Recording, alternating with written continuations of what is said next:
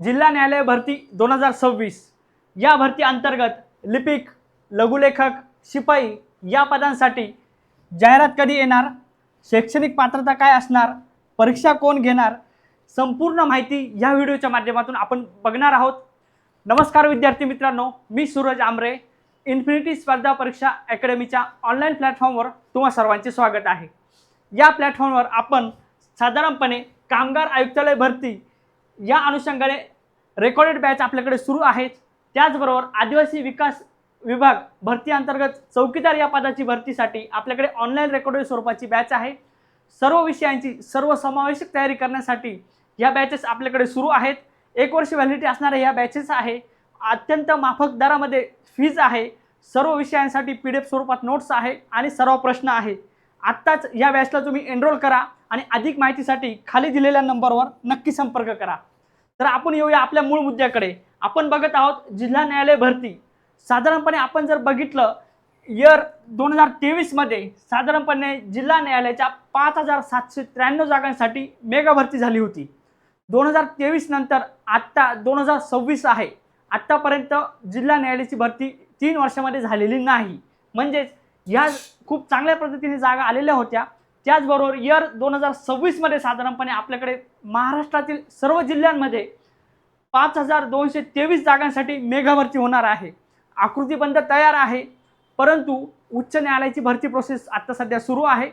मागच्याच महिन्यामध्ये उच्च न्यायालयाचा पेपर झालेला आहे लिपिक, वाहन चालक या पदासाठी, आणि त्या अनुषंगाने ती भरती प्रक्रिया कंप्लीट झाल्यानंतर, मेरिट लिस्ट लागल्यानंतर आणि इंटरव्ह्यू प्रोसेस सर्व कंप्लीट झाल्यानंतर लवकरच जिल्हा न्यायालयाची भरती येणार आहे। सर्व विद्यार्थी मित्रांनी तयार राहायचं आहे। पुढे जर आपण बघितलं की पात्रता काय आहे, जिल्हा न्यायालयामध्ये साधारणपणे लिपिक असेल, लघु टंकलेखक असेल आणि शिपाई हमाल या पदासाठी पात्रता काय आहे ते आपण बघूया। यामध्ये आपण जर बघितलं स्टेप बाय स्टेप, लघुलेखक या पदासाठी साधारणपणे आपल्याला पदवीची पात्रता आवश्यक आहे। त्याचबरोबर MSCIT आवश्यक आहे आणि टंकलेखक म्हणजे टायपिंग स्वरूपाची इंग्रजी 40 आणि मराठी 30 अशा स्वरूपाची टंकलेखक चाचणी आपल्याकडे प्रमाणपत्र असणे आवश्यक आहे। त्याचबरोबर लघुलेखकसाठी इंग्रजी 100 आणि मराठी 80 शॉर्टहँड स्पीड असलेलं सर्टिफिकेट आपल्याला आवश्यक आहे। त्याचबरोबर ही झाली लघुलेखक पदासाठी। त्यानंतर कनिष्ठ लिपिक या पदासाठी पात्रता आहे, पदवी आवश्यक आहे। त्याचबरोबर MSCIT सुद्धा आपल्याला कनिष्ठ लिपिकसाठी आवश्यक आहे आणि टायपिंग सर्टिफिकेटमध्ये इंग्लिश 40 आणि मराठी 30 प्रमाणपत्र पास असलेले विद्यार्थी या ठिकाणी कनिष्ठ लिपिकसाठी फॉर्म भरू शकतात।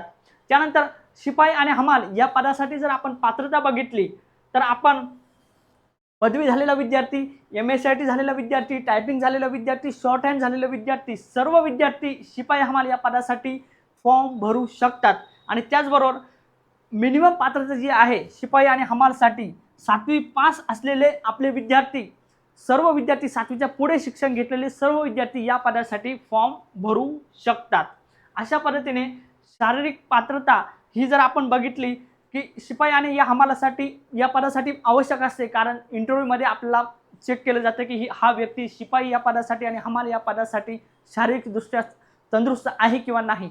बाकी पदांसाठी शारीरिक पात्रता नसते, आवश्यक नसते। बाकीसाठी फक्त ही पदवी, MSCIT आणि टायपिंग शॉर्ट हँड आवश्यक असते। ही झाली पात्रता। त्यानंतर पुढे जर आपण बघितलं की जिल्हा न्यायालयामध्ये आपण जर फॉर्म भरला तर संपूर्ण महाराष्ट्रामध्ये आपल्याला साधारणपणे जॉबसाठी संधी असते। संपूर्ण महाराष्ट्राच्या सर्व जिल्हा न्यायालयांमध्ये ही भरती होत असते। आपण ज्या जिल्हा न्यायालयामध्ये फॉर्म भरू त्याच जिल्हा न्यायालयामध्ये आपल्याला निवड होत असते। त्यानंतर या पदासाठी साधारणपणे जर आपण बघितलं वयाची अट जी आहे, ओपन कॅटेगरीच्या विद्यार्थ्यांसाठी साधारणपणे 18 ते 38 वर्षे असलेले आपल्याला दिसून येते। त्याचबरोबर कॅटेगरीच्या विद्यार्थ्यांसाठी या पदासाठी साधारणपणे 5 वर्षाची सूट असलेली आपल्याला दिसून येते, म्हणजे 38 प्लस 5 वर्ष म्हणजे 18 ते 43 वर्षापर्यंत कॅटेगरीचे विद्यार्थी या पदासाठी एनरोल करू शकतात किंवा फॉर्म भरू शकतात।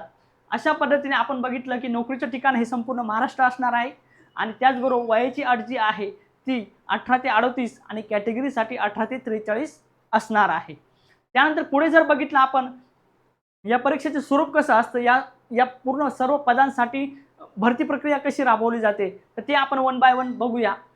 आपण बघूया की लघुलेखक या पदासाठी आपण साधारणपणे चाळणी परीक्षा नसते.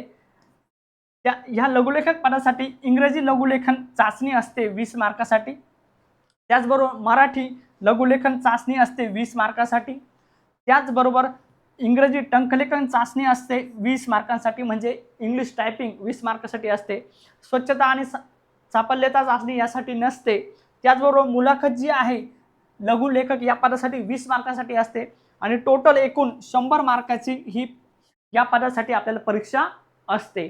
त्यानंतर दुसरं पद जर आपण लक्षात घेतलं, कनिष्ठ लिपिक.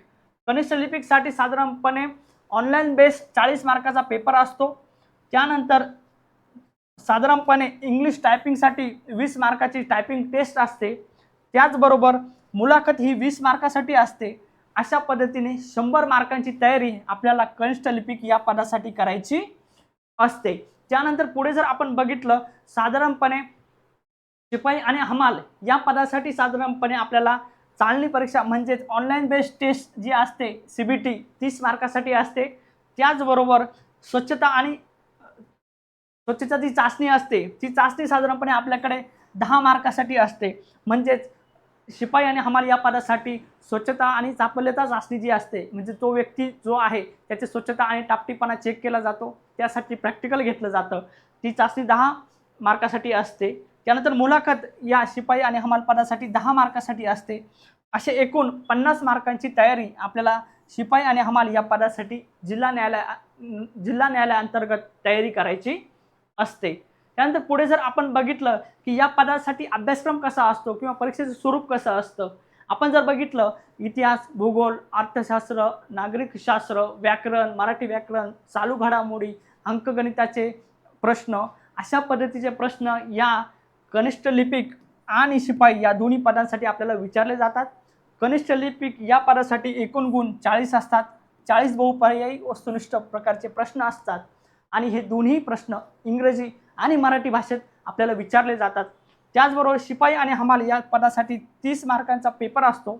30 प्रश्न असतात वस्तुनिष्ठ स्वरूपाचे आणि इंग्रजी आणि मराठी भाषेतले हे प्रश्न असतात. आपल्याला दोन्ही भाषेत प्रश्न विचारले जातात. ऑनलाईन पद्धतीने परीक्षा असते आणि या सर्व सिलेबसचा जर आपण विचार केला तर साधारणपणे कनिष्ठ लिपिक या पदासाठी साधारणपणे कॉम्प्युटर ज्ञानावर म्हणजे संगणक विषयावर 2 ते 3 प्रश्नांचा समावेश असलेला आपल्याला दिसून येतो. म्हणजेच कनिष्ठ लिपिकसाठी संगणकावर प्रश्न विचारले जातात.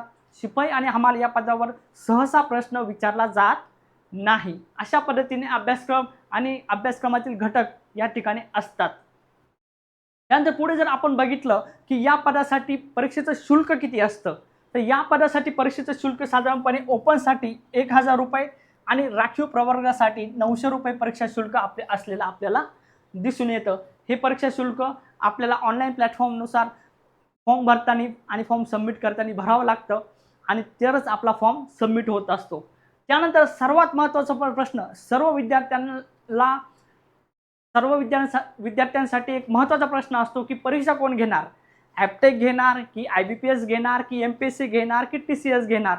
म्हणजे परीक्षा पॅटर्ननुसार आपल्याला तयारी करावी लागते. म्हणून परीक्षा पॅटर्न जर आपल्याला आत्तापासून माहीत असेल तर आपली सर्वसमावेशक आणि खूप चांगली तयारी होत असते. या माध्यमातून जर आपल्या लक्षात घेतलं की जिल्हा न्यायालयाची परीक्षा ही TCS पॅटर्ननुसारच होणार आहे. म्हणजेच ऑनलाईन परीक्षा असते. ऑनलाईन परीक्षामध्ये जास्त विद्यार्थी असतात म्हणून वेगवेगळ्या सत्रामध्ये परीक्षा आयोजित केली जाते आणि TCS पॅटर्ननुसारच ही परीक्षा होत असल्यामुळे तुम्ही आत्तापासूनच TCS पॅटर्नचा सराव करायला सुरुवात करायची आहे. हा सर्वात महत्त्वाचा प्रश्न सर्व विद्यार्थ्यांचा असतो. त्याचं उत्तर तुम्हाला यातून मिळालंच असेल. त्यानंतर पुढे जर आपण बघितलं की साधारणपणे स्टेप बाय स्टेप आपण प्रोसेस काय करायची आहे. आता या पदाची ॲड तर येणारच आहे.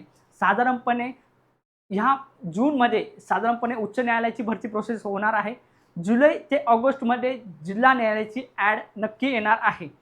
त्यातून आपल्याला आत्तापासूनच कशी तयारी करता येईल तर आपण बघितलं पाहिजे की आपण पात्रता तपासली पाहिजे. आपण कोणत्या पदासाठी एलिजिबल आहोत, आपण लघुलेखक पदासाठी आहोत की आपण कनिष्ठ लिपिक पदासाठी आहोत की शिपाई पदासाठी आहोत, याची पात्रता पहिले चेक करणं आवश्यक आहे. आणि त्याचबरोबर आवश्यक प्रमाणपत्रे म्हणजेच कास्ट सर्टिफिकेट असेल, नॉन क्रिमिनल असेल, त्यानंतर टायपिंग सर्टिफिकेट असेल, MSIT सर्टिफिकेट असेल, या आणि अशा सर्व प्रमाणपत्रांची आणि कागदपत्रांची आपल्याला जुळवाजुळव आत्ताच करणे आवश्यक आहे, की ऐनवेळी ज्यावेळेस ॲड पडते त्यावेळेस धावपळ होणार नाही. आणि त्याचबरोबर TCS पॅटर्ननुसार आपण आत्ताच अभ्यास सुरू करायला काहीही हरकत नाही, कारण खूप सारं मेरिट लागत असतं, जागा या कमी असतात आणि विद्यार्थी हे लाखांमध्ये असतात.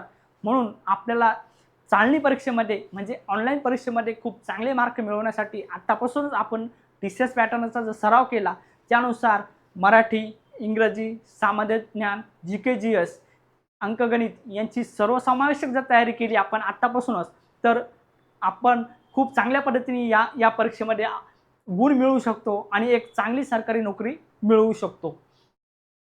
साधारणपणे पुढे जर बघितलं, या आपल्या इन्फिनिटी स्पर्धा परीक्षा अकॅडमीच्या ऑनलाईन प्लॅटफॉर्मवर आपल्याकडे साधारणपणे अशा स्वरूपाच्या सर्व सरळ सेवा व महानगरपालिका भरती 2026 साठी ऑनलाईन रेकॉर्डेड स्वरूपाची बॅच आपल्याकडे चालू आहे.